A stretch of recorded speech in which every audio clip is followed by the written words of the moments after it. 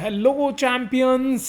क्या आपने कभी जानने की कोशिश की है कि सॉल्ट या शुगर वाटर में इजीली डिसॉल्व हो जाता है but oil does not? Have you ever wondered about this? नहीं? तो ये चैप्टर इसी से रिलेटेड है, that is solution. JEE NEET board तीनों में इम्पॉर्टेंट रोल निभाने वाला ये चैप्टर बहुत इम्पॉर्टेंट होने वाला है आपके लिए। क्लास 12th का फर्स्ट चैप्टर सोल्यूशन जो हम आज स्टार्ट करने जा रहे हैं अपने प्रारंभ 2026 बैच में। और ये चैप्टर 0 to एडवांस लेवल होगा, मतलब यहाँ हर एक तरह के प्रीवियस ईयर क्वेश्चन, चाहे वो जेई के हों, चाहे बोर्ड्स के हों, चाहे नीट के हों, वो सब कुछ मैं सॉल्व कराने वाला हूँ with topics, every topics in detail. हर एक टॉपिक को हम डिटेल में पढ़ने वाले हैं, इस चैप्टर में पढ़ने वाले हैं और बहुत अच्छे से सब कुछ क्लियर करने वाले हैं। आज का रोड मैप क्या है? तो आज का रोड मैप है, पहले तो ये निकाल देता हूँ मैं, आई कांटेक्ट बहुत ज़रूरी है फॉर स्टडीइंग, हाँ, टीचिंग के लिए भी और आपका ट्रस्ट बनाने के लिए भी। ठीक है, तो आज का रोड मैप ये है कि आज हम सोल्यूशन स्टार्ट कर रहे हैं। एक बेसिक सा चैप्टर, बहुत 7 मार्क्स का वेटेज होता है बोर्ड्स में इसका। तो अगर अच्छा मार्क आप गेन करना चाहते हो तो फिज़िकल केमिस्ट्री आप कभी मत छोड़ना। फिज़िकल केमिस्ट्री ईजी है चैप्टर, न्यूमेरिकल बेस्ड चैप्टर होते हैं और बहुत ईजिली आप 23 मार्क्स 12th में गेन कर सकते हैं। ठीक है, तो आइए स्टार्ट करते हैं आज का road map. Solution plus concentration terms में आपको डिफाइन करने वाला हूँ with some question PYQs। Okay, यही रेगुलर ट्रेंड रहेगा मेरा।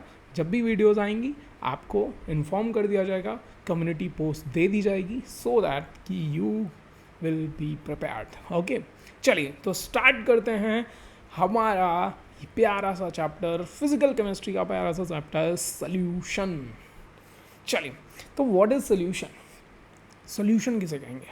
तो सिंपली हम बताते हैं कि sir solution is a homogeneous mixture in which two components are involved, 2 or more components are mixed together। ठीक है, 2 कंपोनेंट भी हो सकते हैं, 2 से ज़्यादा कंपोनेंट भी हो सकते हैं। ठीक है, उसको क्या कहेंगे? सोल्यूशन। लेकिन मेनली हम 2 कंपोनेंट लेके चलते हैं। क्योंकि 2 कंपोनेंट क्यों लेके चलते हैं? क्योंकि हम बाइनरी सोल्यूशन जनरली पढ़ते हैं। कैसे सोल्यूशन पढ़ते हैं? बाइनरी। जो इस चैप्टर में हमें सोल्यूशन पढ़ना है वो बाइनरी सोल्यूशन पढ़ना है। That is why we continue with 2 components. Okay, तो सिंपल सा लिख लेते हैं। ठीक है, what is solution sir? What is solution? तो solution is a homogeneous mixture of 2 or more than 2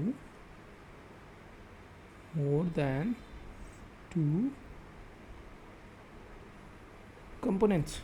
लेकिन मेनली 2 कंपोनेंट्स क्यों कहा जाएगा यहाँ पे? तो मेनली 2 कंपोनेंट्स इसलिए क्योंकि हम जो चैप्टर में सोल्यूशन पढ़ने वाले हैं वो बाइनरी सोल्यूशन पढ़ने वाले हैं। कौन सा सोल्यूशन सर? Binary solution. ठीक है, बाइनरी सोल्यूशन, बाइनरी आ रहा है ना, तो बाइनरी का मतलब सिंपल से समझ जाइए कि 2 ही कंपोनेंट होंगे। तो 2 कंपोनेंट कौन कौन से होंगे सर? 2 कंपोनेंट कौन कौन से होंगे? वो तो एक कंपोनेंट होता है, ठीक है, जो फर्स्ट कंपोनेंट हमारा होता है वो होता है ये, ओहो वेट, फर्स्ट जो कंपोनेंट है, सेकंड जो कंपोनेंट है, ये दोनों कौन कौन से हैं?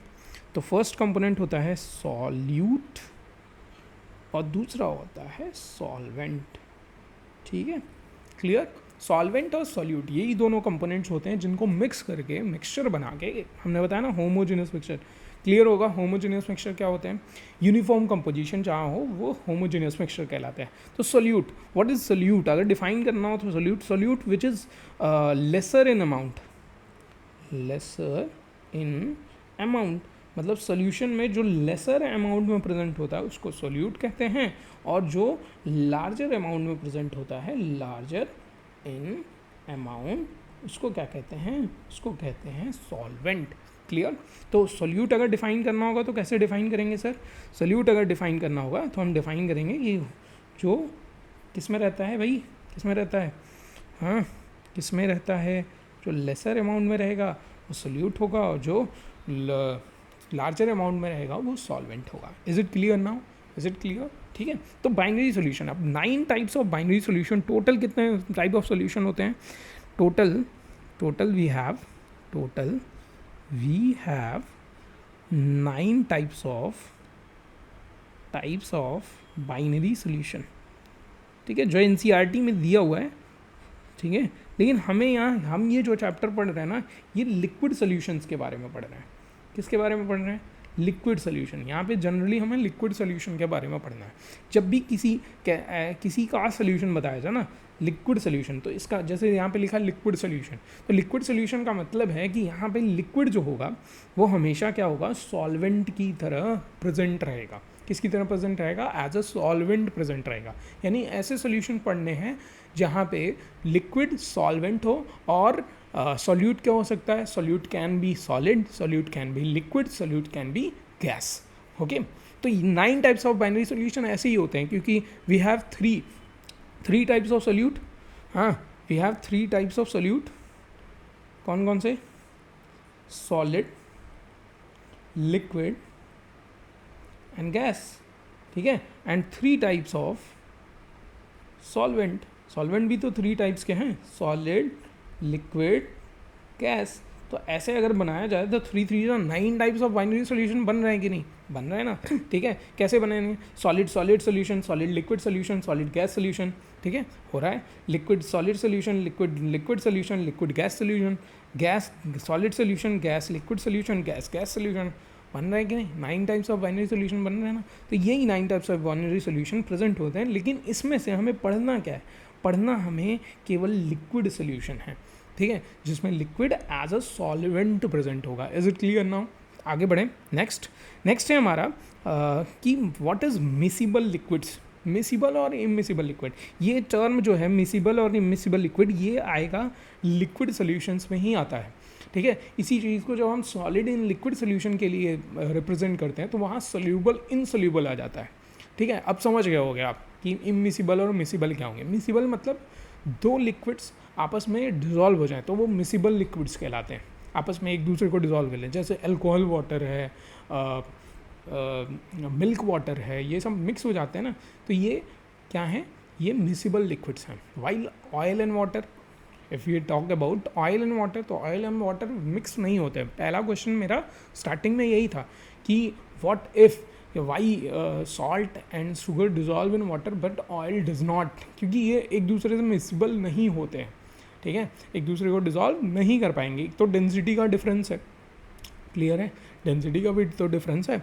ओके, तो मिसिबल लिक्विड्स सिंपली हम कह सकते हैं कि the liquids which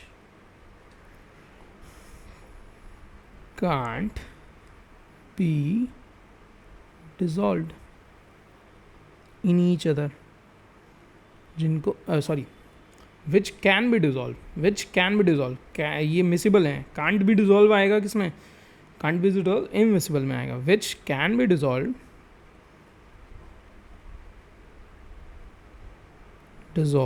in each other, एक दूसरे में जिनको डिजॉल्व कर सकें। यहाँ पे can't be dissolved हो जाएगा, can't be dissolved in each other। ठीक है, एक दूसरे में इनको डिजॉल्व नहीं कर सकते।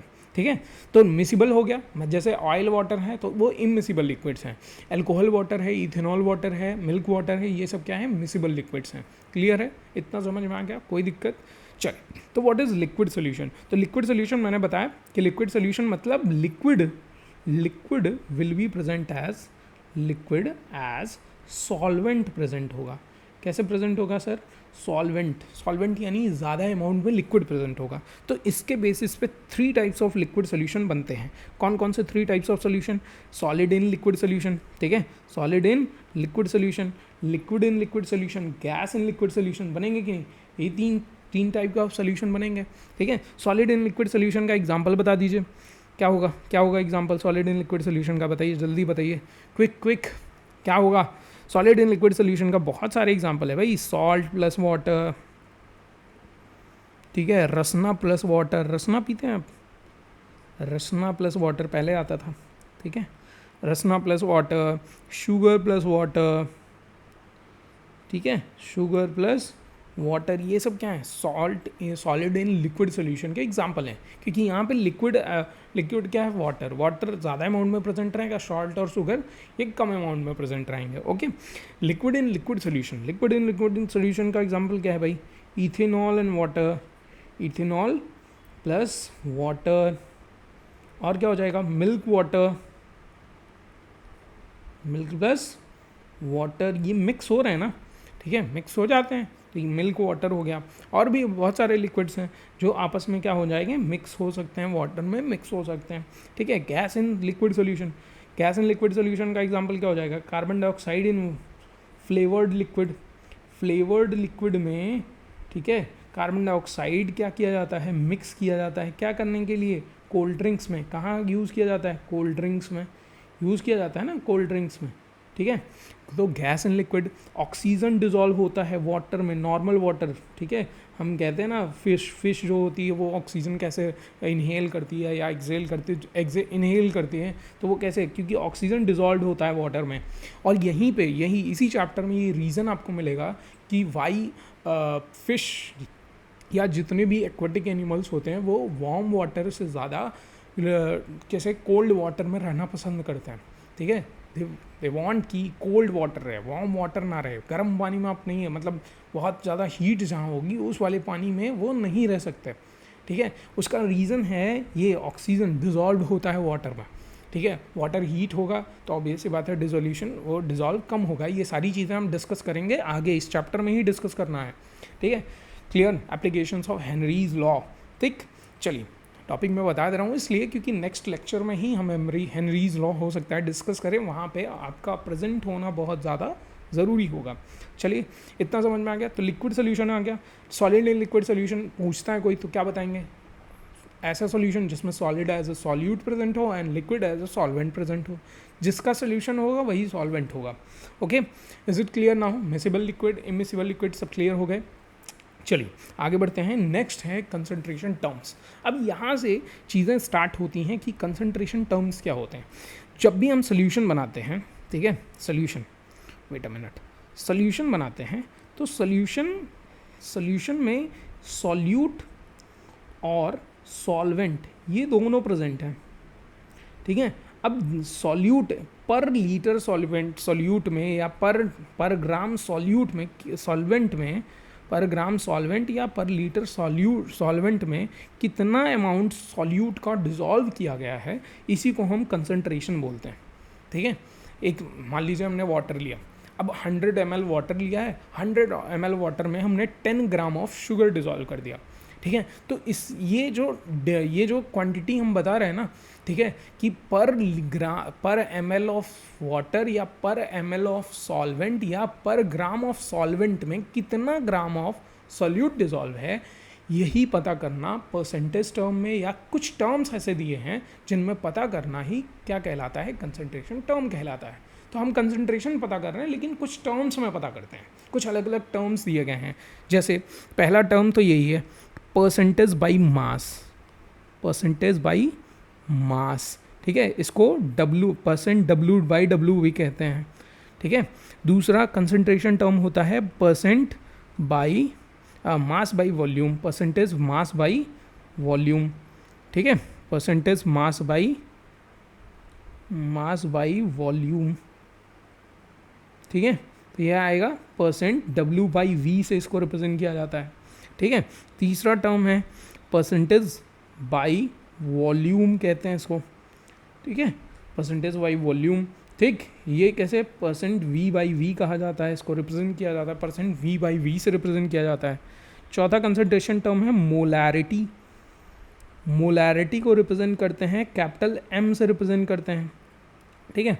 ऐसे ही कंसंट्रेशन टर्म होती है मोलैलिटी, मोलैलिटी इसी का छोटा भाई है मोलैलिटी, ठीक है।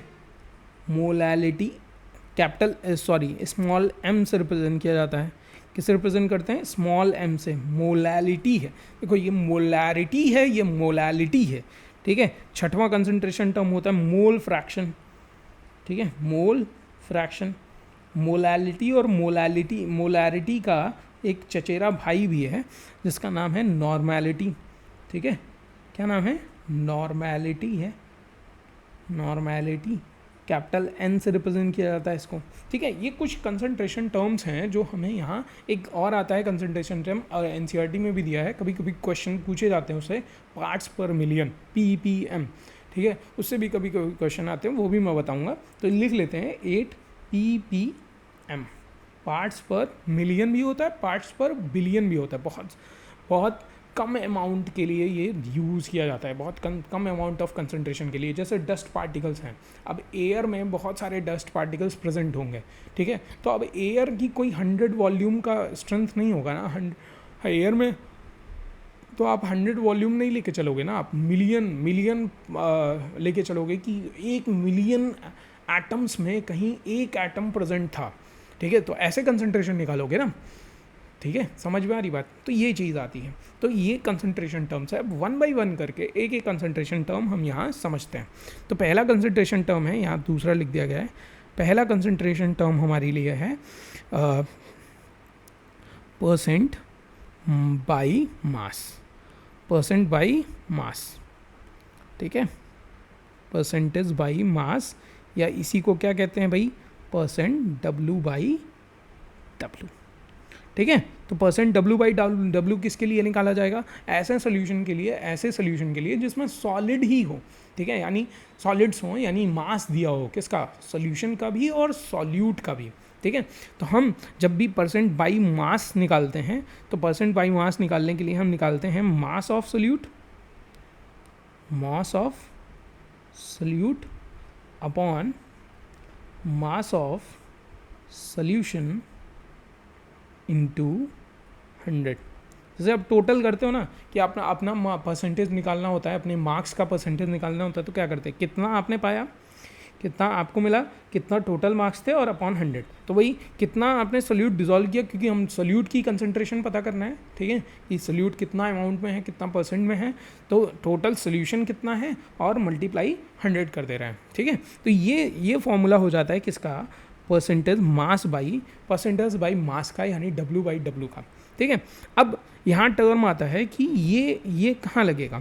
जैसे मान लीजिए हमारे पास कोई एलॉय है, ठीक है, एलॉय। अब ये एलॉय मान लीजिए हमने कॉपर से बनाया है, अब इसमें कॉपर मिक्स किया है और कॉपर के साथ हमने ब्रास मिक्स किया है, ठीक है, या गोल्ड मिक्स कर लिया, रुको, सिल्वर मिक्स कर लिया कॉपर के साथ, कॉपर और सिल्वर मिक्सड है, ठीक है। तो ऑब्वियस सी बात है कि कुछ कॉपर का कुछ ग्राम लगा होगा, कुछ सिल्वर का ग्राम लगा होगा।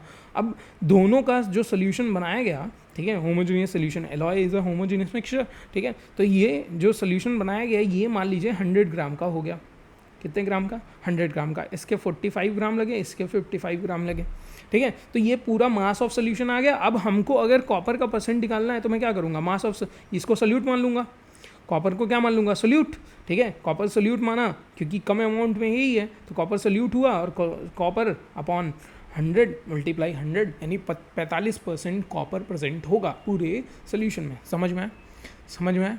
तो इस तरह से हम क्या निकालते हैं, परसेंट बाई मास। क्लियर हुआ, कोई दिक्कत। अब यहाँ जो मास ऑफ सोल्यूशन है वो क्या है, तो मास ऑफ सोल्यूशन को आप डिफाइन कर सकते हो कि mass of solution,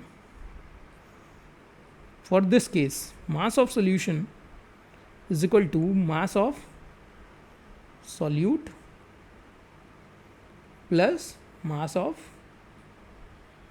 solution, sorry mass of solvent, ठीक है। मास ऑफ क्या हो जाएगा, सॉल्वेंट, दोनों का मास ही तो ऐड होगा, मास ऑफ सॉल्वेंट, ठीक है।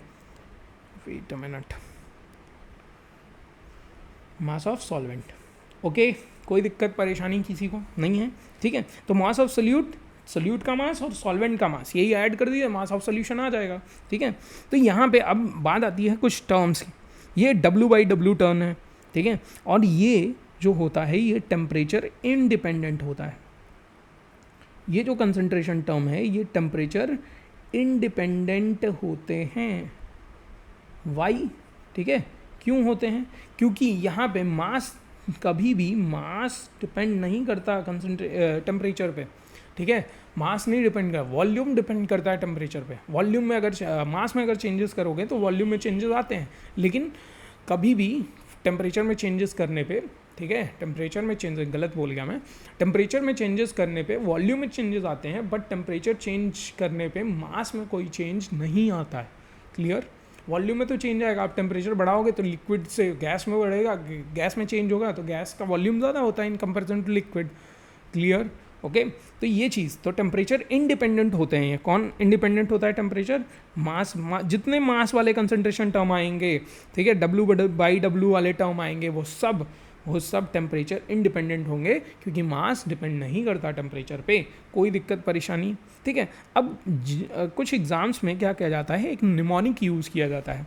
क्वेश्चन दिया जाएगा तो क्वेश्चन में ऐसे बोला जाएगा कि 4% mass by mass of aqueous NaOH solution, ठीक है।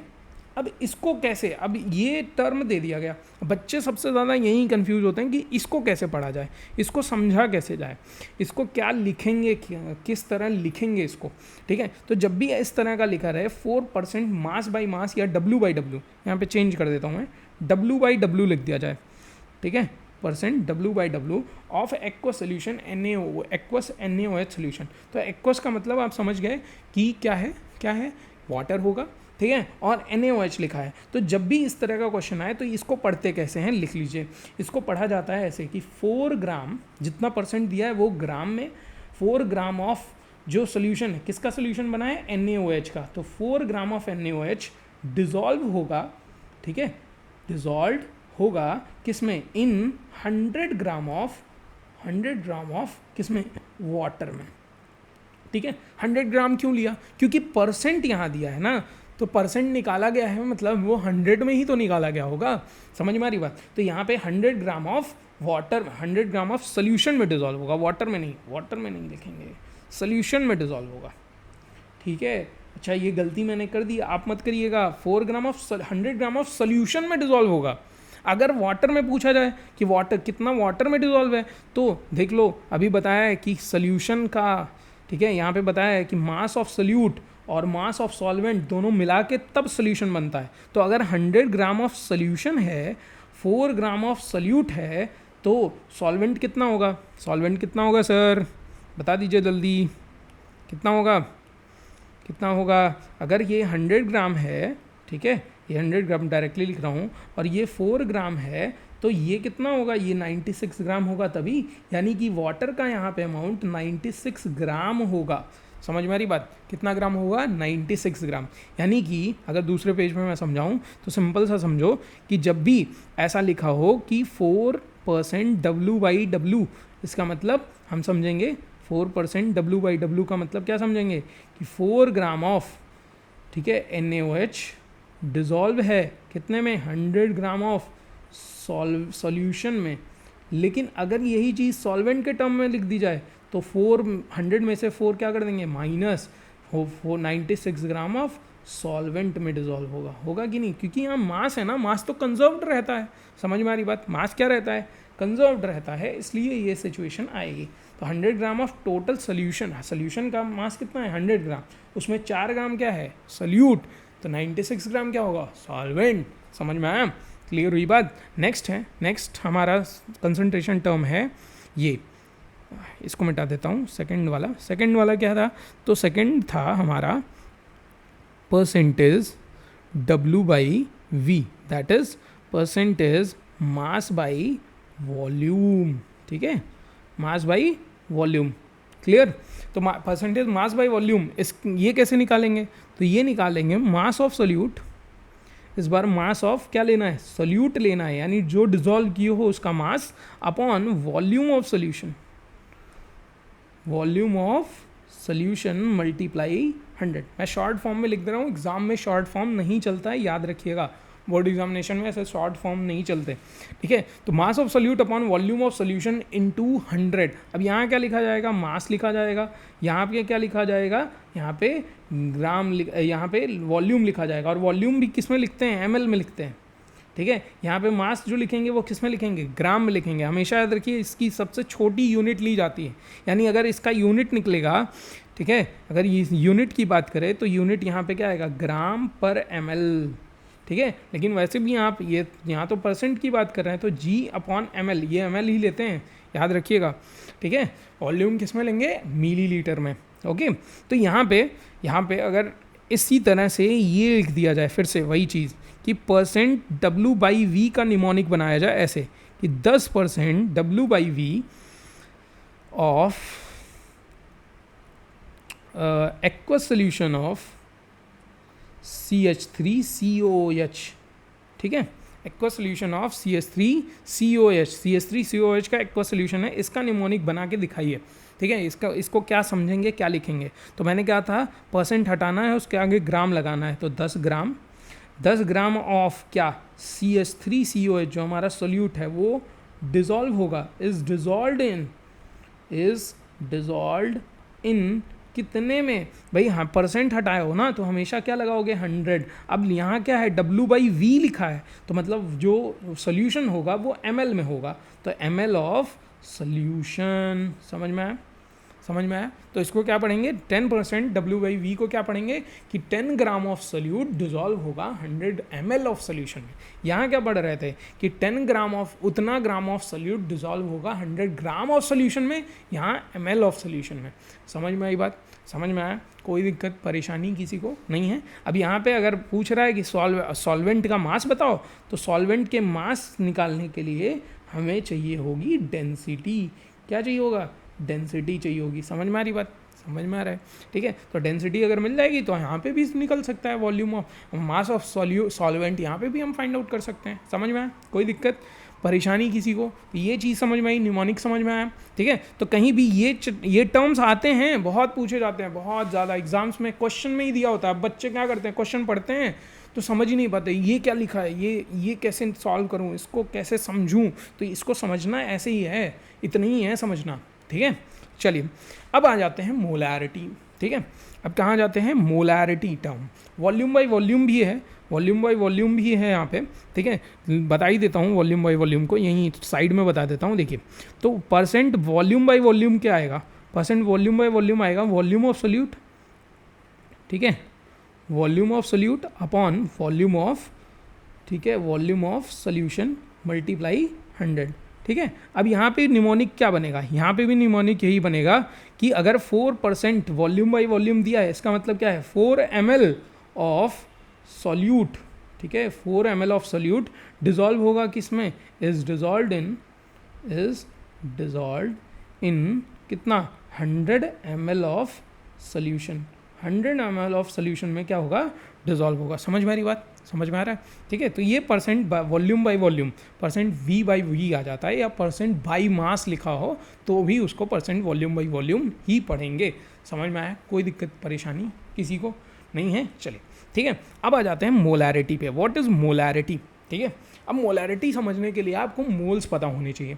मोल्स पता है सबको, व्हाट इज़ मोल पता है सबको, ठीक है, पता है तो बहुत अच्छी बात है। नहीं पता है तो मोल्स वाला वीडियो जाके देख के आइए, ठीक है। फिर यहाँ पे समझिएगा, मोल कॉन्सेप्ट का वीडियो देख के आइएगा ज़रूर, ठीक है, अगर नहीं पता है मोल्स तब। चलिए तो व्हाट इज़ मोलैरिटी, मोलैरिटी होता है, ये भी एक, ये जनरली, ये मेनली ये कंसंट्रेशन टर्म है। इसी कंसंट्रेशन का टर्म का यूज़ जनरली किया जाता है हर एक, आप इलेक्ट्रोकेमिस्ट्री पढ़ोगे वहाँ भी मोलैरिटी का ही यूज़ आएगा, ठीक है। आगे की कुछ चैप्टर्स पढ़ोगे जैसे केमिकल काइनेटिक्स पढ़ोगे, वहाँ पे भी मोलैरिटी आती है। ऑर्गेनिक केमिस्ट्री में भी जनरली मोलैरिटी ही ले जाती है, कंसंट्रेशन के लिए मोलैरिटी को ही हम यूज़ करते हैं, ठीक है। तो व्हाट इज़ मोलैरिटी, मोलैरिटी होती है कि किसी भी 1 लीटर सोल्यूशन में आपने कितने नंबर ऑफ मोल्स सोल्यूट के डिज़ोल्व किए हैं, ठीक है। 1 लीटर ऑफ सोल्यूशन में कितने नंबर ऑफ मोल्स डिज़ोल्व किए हैं, किसके, सोल्यूट के, ये होती है मोलैरिटी। जितने नंबर ऑफ मोल्स डिज़ोल्व किए होंगे उतना मोलैरिटी हो जाएगी। समझ में आ रही बात, ठीक है। तो इसको डिफाइन कर लेते हैं, फिर आगे की बात करते हैं। तो molarity is defined as, molarity is defined as the number of moles of solute, the number of moles of solute dissolved in 1 litre of solution. यहाँ पे लीटर आ रहा है सर. जितने कंसंट्रेशन टर्म आपने पीछे पढ़े ना, ये सब में क्या था, ये सब में आया था हमारा मिलीलीटर, ग्राम. लेकिन जब हम बात करेंगे, ठीक है, कॉल आ रहा है, वेट, हाँ, तो मोलैरिटी की जब बात करेंगे तो यहाँ लीटर और किलोग्राम इन्हीं की बात करेंगे. यहाँ हमेशा किलोग्राम कहाँ आएगा, किलोग्राम आएगा आपका मोलैलिटी में. ठीक है, अभी मोलैरिटी पढ़ रहे हैं. तो molarity is defined as the number of moles of solute. कितने number of moles of solute dissolve हैं 1 लीटर ऑफ सोल्यूशन में. 1 लीटर सोल्यूशन, ठीक है, 1 लीटर सोल्यूशन में जितने नंबर ऑफ मोल्स डिजॉल्व होंगे वही क्या हो जाएगी, मोलैरिटी हो जाएगी. ठीक है, अब इसको डिफाइन कैसे करते हैं, इसका फॉर्मूला क्या होगा. तो मोलैरिटी को कैपिटल M से रिप्रेजेंट किया जाता है और मोलैरिटी इज इक्वल टू हो जाता है number of moles of solute, number of moles of solute upon volume of solution, किसमें, लीटर्स में. ठीक है, ठीक. इसको अगर और इसको ब्रेक करना चाहिए तो मेनली तो फॉर्मूला यही है, आपका. ठीक है, ये फॉर्मूला है मेनली. ठीक, क्लियर. लेकिन अगर आप चाहें तो इसको क्या कर सकते हैं, ब्रेक कर सकते हैं. ठीक है, जो बुक्स में फॉर्मूला दिए रहते हैं उनमें ब्रेक कर सकते हैं. जैसे अगर आपको पता है नंबर ऑफ मोल्स, तो नंबर ऑफ मोल्स का फॉर्मूला क्या होता है sir, number of moles is equal to होता है weight of solute upon molar mass of, ठीक है, molar mass of solute upon, नीचे क्या दिया है, volume of solution. Volume of solution अगर लीटर में दिया है तो ठीक है, तो डायरेक्ट रखेंगे. वॉल्यूम ऑफ सोल्यूशन अगर मिलीलीटर में दिया है, तो ml में दिया हुआ है, तो क्या करेंगे, 1000 से डिवाइड कर देंगे. ठीक है, तो हमारा टोटल जो वेट ऑफ सोल्यूट को मैं WS से रिप्रेजेंट कर रहा हूँ, तो wait of solute WS multiply 1000 ऊपर जाएगा, तो 1000 ऊपर गया, upon molar mass of solute MS से रिप्रेजेंट कर रहा हूँ. ओके, और 1000 ऊपर गया, और वॉल्यूम क्या है, volume of solution in millilitre. ठीक है, ये आ गया आपका मोलैरिटी का फॉर्मूला. ठीक है, दूसरा फॉर्मूला जिसमें वेट WS क्या है, वेट ऑफ सोल्यूट. ठीक है, WS क्या है, weight of solute 1000 upon molar mass of solute into volume in litres. ठीक है, इसको डिफाइन कर दिया. ठीक है, अच्छा, अभी पीछे मैंने कुछ टर्म्स बताए हैं. जैसे ये बताया था टेम्परेचर डिपेंडेंट होता है, इंडिपेंडेंट होता है. W/W क्या है, टेम्परेचर इंडिपेंडेंट होता है. लेकिन यहाँ दूसरे वाले केस में, और उसका रीज़न क्या बताया था कि यहाँ पे वॉल्यूम नहीं आ रहा है, केवल मास आ रहा है. मास इंडिपेंडेंट होता है टेम्परेचर से. ठीक है, लेकिन दूसरे वाले टर्म में देखिए कि ये वॉल्यूम यहाँ पे आ रहा है, वॉल्यूम ऑफ सोल्यूशन, तो ये टेम्परेचर डिपेंडेंट होंगे कि नहीं. ठीक है, तो यहाँ लिख लीजिएगा कि वेट ऑफ सोल्यूट जो है W/V, परसेंटेज W/V, ये टेम्परेचर डिपेंडेंट होता है. कैसा होता है, टेम्परेचर, सिंपल सा जानो, जहाँ जहाँ वॉल्यूम आएगा वो टेम्परेचर डिपेंडेंट होंगे. ठीक है, ठीक. जैसे ये आ गया मोलैरिटी, तो मोलैरिटी में भी वॉल्यूम आ रहा है कि नहीं, मीन्स ये क्या है, टेम्परेचर डिपेंडेंट है. टेम्परेचर डिपेंडेंट, समझ में आ रही बात. ठीक है, ये भी टेम्परेचर डिपेंडेंट होंगे. क्लियर, कोई दिक्कत परेशानी किसी को नहीं है. अब यहाँ भी निमोनिक्स यूज़ किए जाते हैं, एक्चुअली निमोनिक्स यूज़ किए जाते हैं. ठीक है, इसको मिटा देता हूँ, मोलैलिटी अभी बाद में पढ़ेंगे, पहले निमोनिक्स याद कर लेते हैं. निमोनिक्स यहाँ पे क्या यूज़ होते हैं, जनरली यहाँ पे यूज़ होता है, ऐसे डायरेक्टली बोल दिया जाएगा आपसे कि 1 मोलर सोल्यूशन, 1 मोलर सोल्यूशन का मतलब मोलैरिटी कितनी होगी, 1. ठीक है, बोल दिया जाएगा सेंटीमोलर सोल्यूशन, सेंटीमोलर सोल्यूशन का मतलब क्या है, मोलैरिटी कितनी होगी, 0.01 मोलर सोल्यूशन होगी. मोलर भी लिख सकते हैं, या देखो फॉर्मूला क्या है, मोल्स अपॉन वॉल्यूम, यानी मोल पर लीटर. ठीक है, तो यहाँ 1 मोलर लिख सकते हैं या 1 मोल पर लीटर लिखते हैं. ठीक है, 0.01 मोल. ठीक है, इसको ऐसे भी, या मोल पर लीटर बोला जा सकता है. समझ में आ रही बात. सेंटीमोलर, मिलीमोलर, मिली मोलर लिखा है, तो मिली मोलर को क्या बोलेंगे, 0.001 मोलर मोलैरिटी होगी या मोल पर लीटर होगा। समझ में आ रही बात। अच्छा, डेसी मोलर बोल दें, डेसी मोलर सोल्यूशन, तो डेसी मोलर क्या होगा, 0.1 मोलर या 0.1 मोल पर लीटर। ठीक है। अच्छा, यहीं पे ये बोल दे, क्या बोल दे, और क्या बोल सकते हैं, सेमी मोलर बोल दे, सेमी मोलर। ठीक है, तो सेमी मोलर क्या होगा, 0.5, आधा हो गया ना, सेमी सर्कल बनता है तो हाफ 0.5 मोलर, या इसी को क्या बोलेंगे 0.5 मोल पर लीटर।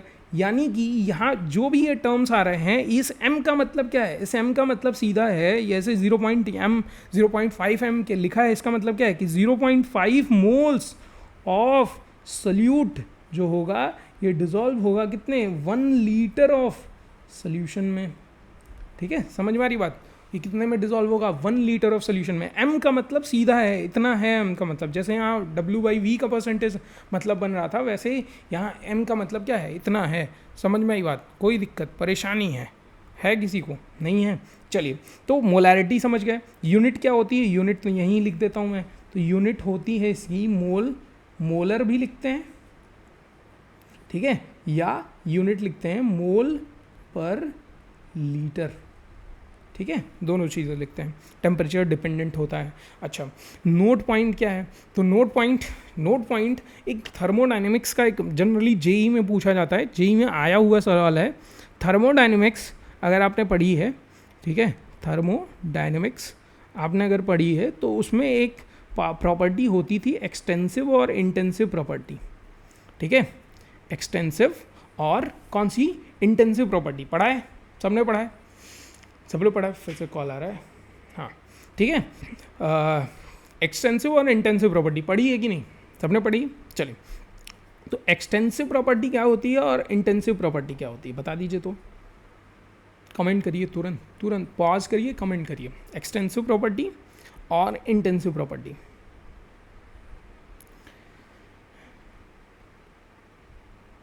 जेई में पूछा गया सवाल है, तो मिस यहाँ पे इग्नोर मत करिएगा, ठीक है। इंटेंसिव प्रॉपर्टी, ठीक है। थर्मोडायनेमिक्स में इंटेंसिव और एक्सटेंसिव प्रॉपर्टी आपने पढ़ा था, ठीक है। अब एक्सटेंसिव प्रॉपर्टी क्या होते हैं, जिसमें कोई अगर फिजिकल चेंज भी करते हो तो वो प्रॉपर्टी चेंज हो जाए, ठीक है। वाई इंटेंसिव प्रॉपर्टी क्या होती है कि फिजिकल चेंजेस करने से वो प्रॉपर्टी में चेंजेस ना आए, ठीक है, वो इंटेंसिव प्रॉपर्टी होती है। जैसे डेंसिटी है, डेंसिटी, ठीक है, अगर किसी लिक्विड का या किसी सोल्यूशन की कुछ डेंसिटी है, तो क्या अगर उसमें से 1 कप पानी या उसमें से मैंने मान लीजिए 2 ग्लास ले लिए, ठीक है, एक में पूरा हमने सोल्यूशन फिल कर दिया, ठीक। अभी इस सोल्यूशन में ये जो बगल वाले ये वाला सोल्यूशन है, इस सोल्यूशन की डेंसिटी है 1.12 ग्राम पर ml, ठीक है।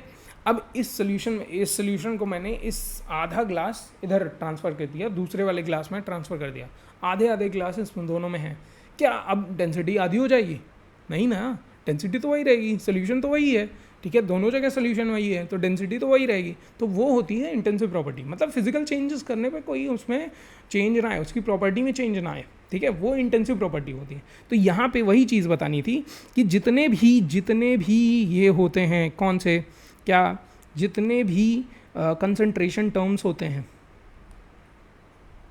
Concentration terms, all concentration terms are intensive property।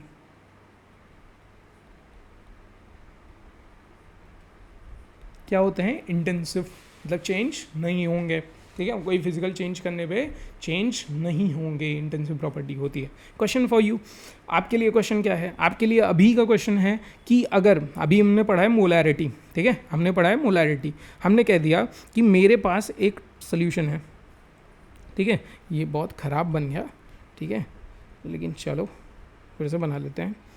हाँ, तो हमारे पास एक सोल्यूशन है यहाँ पे,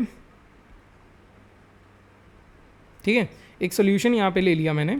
अब इस सोल्यूशन में, इस सोल्यूशन की मान लीजिए मोलैरिटी कुछ है, मोलैरिटी मैंने लिख दी m1 है, और इसका वॉल्यूम मैंने बता दिया कि v1 है, ठीक है। अब मैं क्या कर रहा हूँ, इसी में थोड़ा सा वाटर ऐड कर रहा हूँ, 1 लीटर ऑफ वाटर ऐड कर दे रहा हूँ, 1 लीटर वाटर ऐड कर दे रहा हूँ या कुछ अमाउंट वाटर ऐड कर दे रहा हूँ। अब मैं पूछ रहा हूँ कि बताओ कि अब जो मोलैरिटी होगी वो कितनी हो जाएगी, बताइए। अब इस केस में यहाँ पे जो सोल्यूशन आया, इस केस में मोलैरिटी कितनी हो जाएगी ये बताइए, क्या होगी जब बताइए, अगर इसका नाम M2 है तो यही क्वेश्चन आपका है। 1 लीटर वाटर ऐड किया हमने, मोलैरिटी क्या होगी, कितना इंक्रीज होगी, डिक्रीज होगी, क्या होगी बताइए। ठीक है, क्लियर, ओके, समझ में आया, निकाल सकते हैं, निकाल लीजिएगा, फिर मुझे कमेंट करके ज़रूर बताइएगा।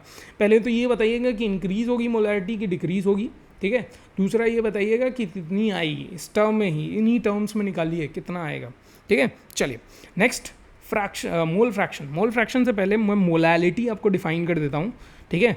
मोल फ्रैक्शन हम नेक्स्ट लेक्चर में पढ़ेंगे, क्योंकि अभी यहाँ मोल फ्रैक्शन और मोलैलिटी दोनों नेक्स्ट लेक्चर में करेंगे आप, क्योंकि अभी बहुत ज़्यादा बड़ा लेक्चर हो जाएगा तो आप पढ़ने से कतराओगे, ठीक है। जानता हूँ आपको, एक तो समर वेकेशन की छुट्टियाँ चल रही हैं, ठीक है, तो वैसे ही पढ़ने का मन नहीं कर रहा होगा। तो चलिए प्रैक्टिस क्वेश्चन कर लेते हैं कुछ, फिर उसके बाद ठीक है हम करेंगे आगे की चीज़ें, ठीक, ओके। चलिए, तो हमारे पास हमारा को प्रैक्टिस क्वेश्चन है कि ए, यहाँ लिख दे रहा हूँ मैं, solution 10% W/V of aqueous NaOH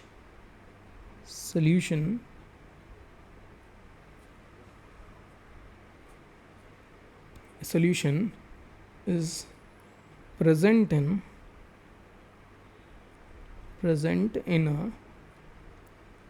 a container. Find out the molarity of solution.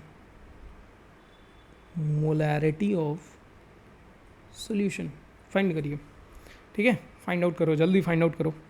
देखो पॉज करके देखो आप कर सकते हो क्या, पॉज कर लीजिए, फिर देखिए आप कर सकते हो क्या, फिर मैं बताता हूँ। चलिए मैं बता रहा हूँ अभी, लेकिन पॉज करके आप सॉल्व करिएगा पहले, तब यहाँ पे आइएगा, ठीक है। 10% wait W/V of aqua solution, तो W/V है, ठीक है। W/V है मतलब इसका 10% W/V का मतलब क्या हुआ कि 10 ग्राम ऑफ NaOH ये डिज़ोल्व है 100 ml ऑफ सोल्यूशन में, डिज़ोल्व है, ठीक है। तो दो चीज़ें हमें मिल गई, क्या क्या मिल गया, दो चीज़ें मिली कि वेट ऑफ सोल्यूट मिल गया और वॉल्यूम ऑफ सोल्यूशन मिल गया। अच्छा, NaOH लिखा है, तो NaOH का हम क्या निकाल सकते हैं, मॉलिक्यूलर मास निकाल सकते हैं। क्या हो जाएगा, सोडियम का 23 होता है, ऑक्सीजन 16 होगा और हाइड्रोजन का 1 होगा, यानी आ जाएगा 40, ठीक है, 40 ग्राम आ जाएगा। तो यहाँ पे मोलैरिटी का फॉर्मूला हमने क्या पढ़ के रखा है, मोलैरिटी का जो फॉर्मूला पढ़ा था, अगर दूसरा वाला फॉर्मूला लगाएं तो वेट ऑफ सोल्यूट मल्टीप्लाई 1000, क्योंकि ml में दिया है, upon mass of solute multiply volume in ml, ठीक है, यही तो फॉर्मूला था। अब रख दो जल्दी जल्दी, ठीक है। वेट ऑफ सोल्यूट कितना है, 10, ठीक है, 1000 से multiply upon mass of solute कितना है 40, ठीक है, मल्टीप्लाई कितने से 100 से, 2 0 कैंसिल आउट हो गए, 1 0 से 1 0 कैंसिल आउट हो गया, ठीक है। ऊपर बचा 10/4, 10/4 की वैल्यू क्या आ जाएगी, 10/4 की वैल्यू क्या आ जाएगी सर, 2.5 मोलर आ जाएगा कि नहीं, मतलब ये सोल्यूशन जो है वो 2.5 मोलर का है। क्लियर हुई, कोई दिक्कत परेशानी नहीं है ना, ठीक है। बहुत आसान से क्वेश्चन है, बहुत ईजीएस्ट क्वेश्चन है आई थिंक, ठीक है, आराम से कर लोगे आप, ठीक है। चलिए बहुत अच्छी बात है। प्रैक्टिस क्वेश्चन 2, ठीक है, ये मैं आपको प्रोवाइड कर रहा हूँ, आप करके लाइएगा, होमवर्क एज अ होमवर्क मैं प्रोवाइड कर रहा हूँ, ठीक है। Solution of 8% by mass, 8% by mass having density 1.12 ग्राम पर ml, ठीक है, ग्राम पर ml। Find the molarity of solution. ठीक है, मोलैरिटी निकालनी है। इस बार बाई मास दिया है, यानी W/W दिया है, W/W दिया है, तो यहाँ पे मास ऑफ सोल्यूट आया, मास ऑफ सोल्यूशन आएगा। अब मास ऑफ सोल्यूशन फिर यहाँ पे क्या दिया है, डेंसिटी दी हुई है, तो डेंसिटी इज इक्वल टू क्या होता है, मास अपॉन वॉल्यूम। ठीक है, होता है ना, तो मास आपको पता है, मास ऑफ सोल्यूशन पता है, डेंसिटी ऑफ सोल्यूशन पता है, वॉल्यूम निकालने लोगे, वॉल्यूम निकल जाएगा, तो मोलैरिटी इज इक्वल टू क्या होता है, number of moles upon volume. ठीक है, आराम से निकल जाएगा, फाइंड आउट हो जाएगा कि नहीं, फाइंड आउट हो जाएगा ना, हिंट दे दिया है तो आप करके लाइएगा। ठीक है, ये क्वेश्चन, एक और क्वेश्चन मैं यहाँ पे प्रोवाइड कर रहा हूँ आपको। Find the mass by mass percent of a solution of NaOH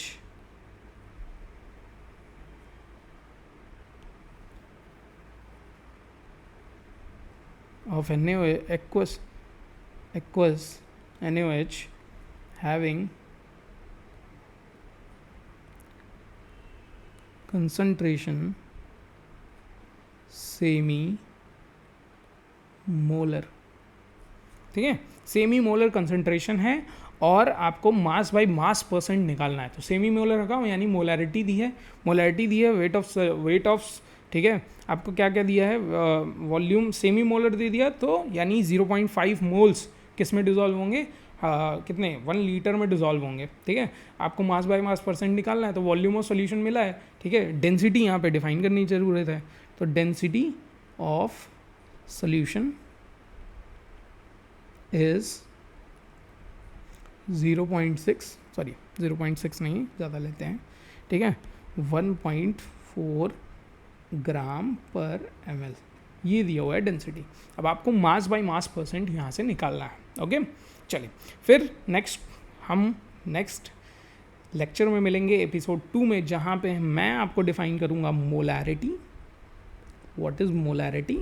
ठीक है, अभी यहाँ पे mixture of solution, sorry molarity तो डिफाइन कर दिया। नेक्स्ट लेक्चर में हम पढ़ेंगे मोलैलिटी। ठीक है, क्या पढ़ने वाले हैं, मोलैलिटी पढ़ने वाले हैं। ठीक है, मोल फ्रैक्शन पढ़ेंगे और नॉर्मैलिटी पढ़ने वाले हैं। ठीक है, उससे पहले आप ये क्वेश्चन सॉल्व करोगे और मुझे बताओगे कि व्हाट इज़ नॉर्मैलिटी। ठीक है, व्हाट इज़ नॉर्मैलिटी और मोलैरिटी आपको याद होनी चाहिए। नेक्स्ट लेक्चर में आपसे पूछूंगा मैं सारी मोलैरिटी, जितना भी पढ़ाया गया उसके नोट्स बनाते रहिए, अच्छे से प्रॉपर नोट्स बनाते रहिए और अच्छे से राइट करते रहिए चीज़ों को, और बहुत अच्छे से आपको ये चैप्टर समझ में आएगा। बहुत इजी चैप्टर है और इसके क्वेश्चन तो और इजी हैं। फिजिकल केमिस्ट्री से बच्चे डरते हैं, लेकिन आई प्रॉमिस कि फिजिकल केमिस्ट्री आपको परेशान नहीं करेगी। ओके, चलिए फिर मिलते हैं।